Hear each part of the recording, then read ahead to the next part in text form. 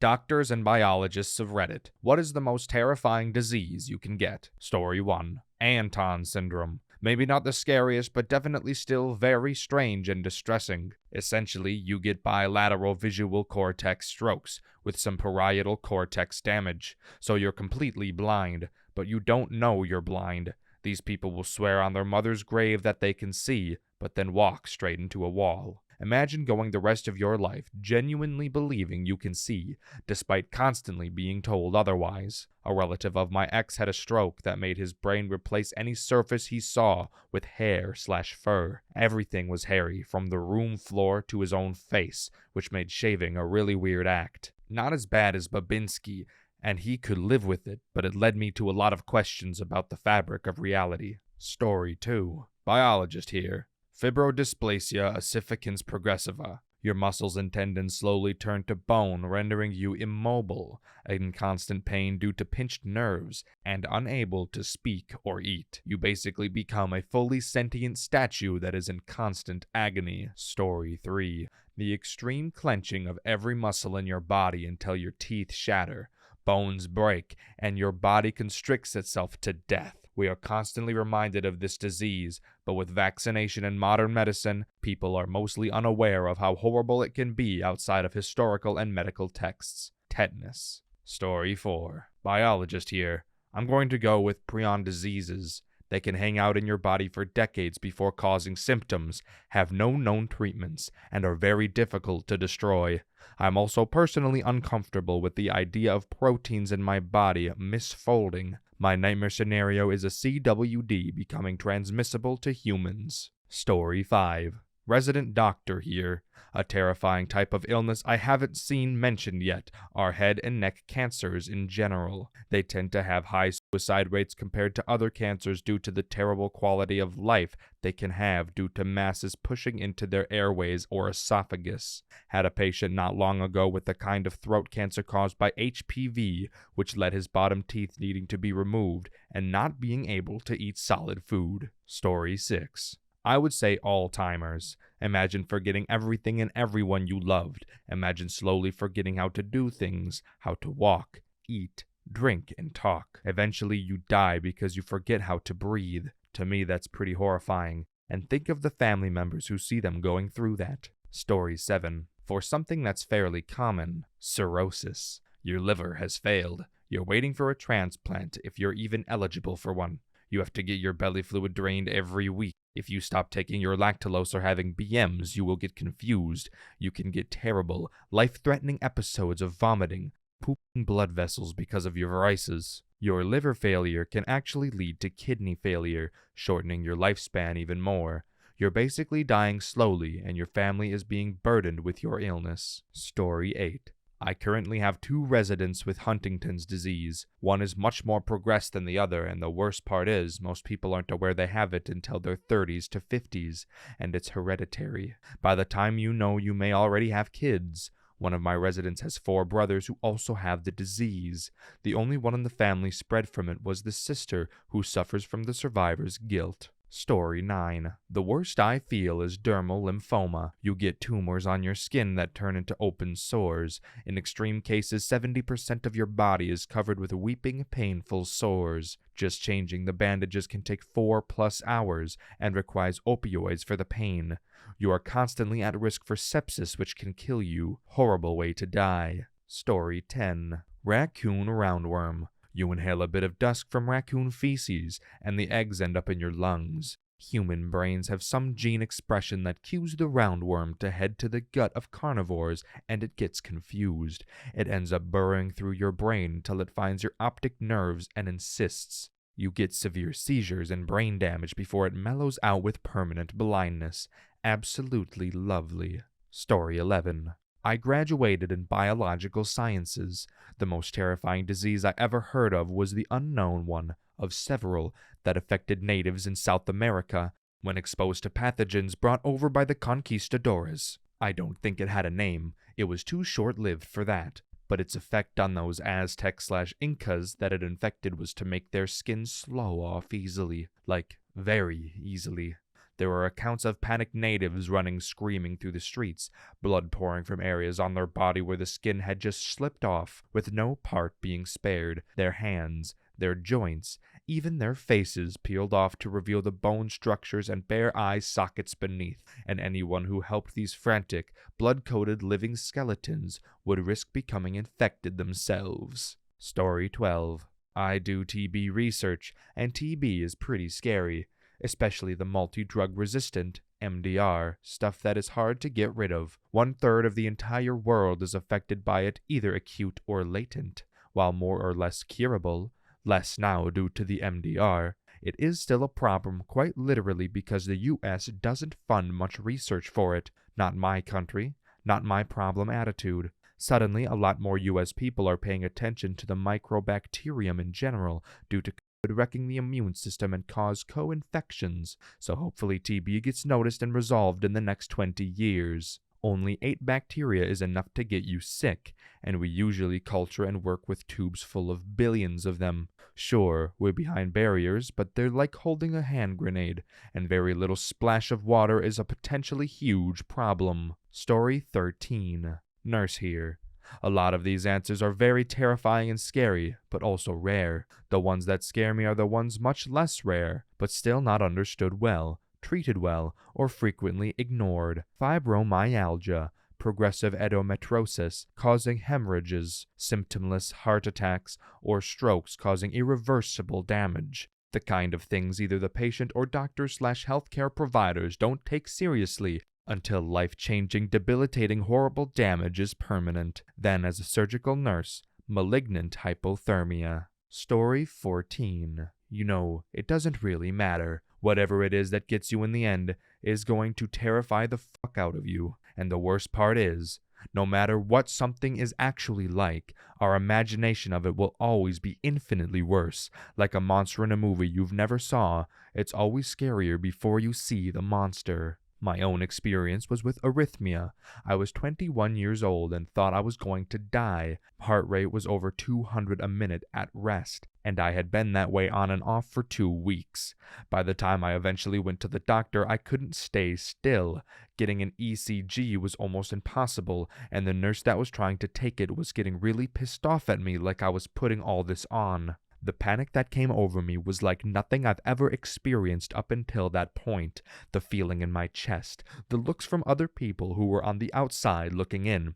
I was trapped in this malfunctioning body and there was nothing I could do about it. Eventually, in hospital, and the doc sent me up to the cardiac ward where I would get a drip of blood thinners and anti-arrhythmia drugs. If they didn't work, I was to be shocked into normal rhythm in the morning. So alone I stay in that room all night, trapped in this body that was failing me for the very first time. I had never in my life felt so utterly alone in the universe. And that was just something as common as arrhythmia. When your body fails, works against you, it's scary as fuck, no matter how trivial it ultimately is on the scale of things. When something happens for the first time, you will shit yourself, and if you ever get told there's nothing we can do for you, fuck, I can't imagine the mental anguish that will cause. Story 15. Meningitis will kill you in less than 48 hours. If you survive, you're likely paralyzed or permanently disabled. It can be caused by something as simple as influenza, but it's really rare. Rabies has no cure once symptoms set in, and is fatal. Necrotizing fasciitis will literally rot your skin and muscle tissue off your body to the point where amputation is required within a few hours of infection in some cases. Botulism can cause paralysis and can be fatal. It's caused by improperly packaged foods, usually canned foods, in which the seal has broken. Don't buy damaged canned goods, people. Story 16. Biologist here. I have a fascination with parasites, my favorite being trypanosomes, responsible for trypanosomiasis, African sleeping sickness. The parasites make you severely ill and pass your blood-brain barrier, put in a coma, and while you're deep in coma, they kill you. By the time you know you have it, it's too late. These parasites are carried by a vector host, known as a tsetse fly. Google it. Story 17. Hiatus hernia. Can't be cured 100%, even after surgery, so for lifetime you have dyspepsia. Can't eat spicy food. Slowly your appetite is reduced. You lose weight. Even though it's not life-threatening or debilitating like other diseases mentioned here, I have seen 2 people suffer from this, and the pain they are in is something which scares me. Also, the amount of pain depends on person to person. Trigeminal neuralgia. The headache is horrible. I won't wish this disease on anyone. Story 18. Any sort of viral hemorrhagic fever, most notably Ebola virus and hantavirus. Your body and blood is so saturated with virus that your immune system has a total meltdown and begins carpet bombing every single tissue in a desperate attempt to salvage something of the virus-riddled flesh sac that is now you. This has little effect, as the viruses most commonly associated with VHF deliberately provoke, target, and destroy immune cells. You bleed out from the inside as even your blood vessels tear and spill their contents into adjacent tissue. If you survive, you will most likely have irreversible organ damage somewhere in your body, and you will likely never recover 100% of your prior health or functionality. It's horrific. Story 19. The disease that has terrified me most these past 2 decades is stroke. I have seen stroke end processes that I did not even associate with physiology. Stroke ends favorite colors, favorite desserts become unpalatable, lifelong love becomes vaguely familiar, etc. Stroke makes me feel more fragile because even the non-physical part of a person is actually terrifyingly just physical. Stroke terrifies me because it touches the untouchable and thereby kills the immortal. Story 20. Cystic fibrosis, a disease that is generally diagnosed at birth and has some childhood impact, but when you hit your teens and start to become more self-aware, you learn what it really means and what the prognosis is. Thankfully, for 70-ish% of people, there are now drugs that turn it into a chronic condition, but I always just thought that must be horrifying to know what is coming. Most other diseases you don't know until it's too late. Story 21. Not a doctor, but the scariest one for me would be locked-in syndrome. Imagine that every voluntary muscle in your body is locked up, except for moving your eyes. You can't move, you can't scream. Nothing. If you're in pain, you can't signal anything to your nurses. You can't even tell a single person who visits your hospital room to please turn the endless Barney marathon off because you're going f***ing insane. You're just wasting away in a room, while completely aware of everything and while people talk like you can't hear them. Very close is fatal familial insomnia. For 4 months, the insomnia nets your phobias and panic attacks. For 5 months after that, the panic attacks get worse, and you start hallucinating on top of it. For another few months after that, everything worsens, with you rapidly and dangerously losing large amounts of weight. Then you spend 6 months in full-blown dementia, after which you die. Story 22. Medically speaking, personally, I would say diabetes because honestly, it's a silent disease. You wouldn't even know when it creeps up on you. Socially speaking, self-diagnosis is a very rampant disease without a cure at the moment. With social media within everyone's reach and everyone playing doctors without a degree, it's difficult for actual doctors with degrees to convince a patient that we're not out for your money and to ruin your lives. Story 23. Biologist here. I suppose you can't get it. You have to be born with it, but Rett's syndrome. Children with Rett's are almost exclusively female, because the males don't even make it as far as being born.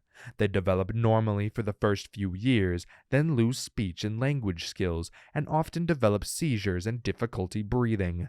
After that phase is done, the next phase is progressive paralysis until death, usually in their 30s. Story 24. Toxoplasmosis is an interesting one. Not that dangerous to humans at first glance, but it can cause some of the same side effects that it produces in mice. In mice, it hijacks the brain to dissipate their fear to cats and cat urine, thus making them much more likely to be eaten. In the cat's digestive tract is where the parasite breeds. Infected humans can experience similar fear reduction to the point where a statistically significant number of motorcycle accidents have been attributed in part to the rider having toxoplasmosis infection. Story 25. From personal experience, meningitis. I got a fever one day, took a nap and woke up 3 days later having lost all feeling in my legs. I was bedridden for weeks, and the physical therapy to relearn how to walk again was excruciating. I was really lucky though. I had viral meningitis, which is treatable. A classmate of mine in high school contracted bacterial meningitis. He was a healthy football player. 48 hours after getting sick, he died. Story 26. Probably not the worst, but some honorable mention has to go to dengue or break-bone fever. As far as pain, trigeminal neuralgia is pretty fucking bad. I guess worst might depend on how you look at it. Is it worse to have all the negative shit happen right up front, or be nagging sore throughout life? Story 27. Echinococcus multiclocularis. The worst helminth worm infection you could possibly get, and there are many that could take the top spot. Once the eggs of this worm are ingested, it will multiply and form many cysts, spreading around the body like a cancer, eventually killing you. Be careful out there. Practice good hand hygiene and food prep. Story 28. Doctor, currently in residency. I'd agree with prion diseases that were already mentioned, but a terrifying one that is not as known is HSV-1 encephalitis, caused by the herpes simplex 1 virus, which is incredibly common, mainly known for causing cold sores. HSV encephalitis affects all age groups and almost always leaves people with significant neurological damage or personality changes. The exact pathogens is not known, although immunosuppression may increase risk. It's rare, but the fact that there is not much of a warning to it, and the fact that it can permanently change your personality and leave you with long-term neurological symptoms, even with early treatment with antivirals, is terrifying to me, especially with how common HSV-1 is. Story 29. Med student here. Leach-Nyhan syndrome is something I wouldn't wish on anyone. Most people have never even heard of it before. It's an error in purine metabolism. This syndrome has a ton of symptoms and comorbidities, but one of the most shocking is self-mutilation. These babies often eat their own lips, fingers, and hands. They also tend to slam their heads against objects. They often have to be restrained and either have their teeth removed or wear a mouth guard. Older people with the disease often ask to be restrained because they have no control. What makes this disease even worse, though, is these individuals are not insensitive to pain, so they feel the pain as they, in lack of a better term, eat themselves. Story 30. Not a doctor, but ALS. We all have heard of it. It's the disease Stephen Hawking had, but it's a horrible disease. My brother's father had it, and he lived a little longer than they said he would. At first, your speech becomes difficult, sort of like those days when you're tongue-tied and can't predicate your sentences, and it gradually moves to your skeletal muscles. You lose your motor skills over time, and then at some point you'll become wheelchair-bound. From there, it's just a matter of time until your diaphragm and respiratory system give in. It's a horrible disease, and people should really realize that. Story 31. Not a doctor. In pharma, though, but this comes from personal experience. Cluster headaches. It's basically you get a headache so severe and so painful that it's considered one of the most painful states you can experience. And then you have it daily for weeks or months, and then it often disappears for months. Some people with really severe forms don't actually have the remission states, and there's people who suffer from multiple attacks a day, every day. I hope this gets some attention because there is way too little progress in research. Story 32. Metaplastic breast carcinoma. It makes up less than 1% of all breast cases, and IIRC has a 100% fatality rate, with 3 or 4 years being the most time you'll get. Take this stat with a grain of salt. I can't find the article I read that said this. It's an extremely aggressive form of cancer, and rapidly grows and spreads. It's chemo-resistant and is usually triple-negative, meaning it doesn't have problems in some receptors that would have made it easier to treat. Obligatory, not a doctor, but my mother died of it when I was 12. It's mysterious, fascinating, and absolutely terrifying. She lived just over a year with it. Story 33. Not a doctor.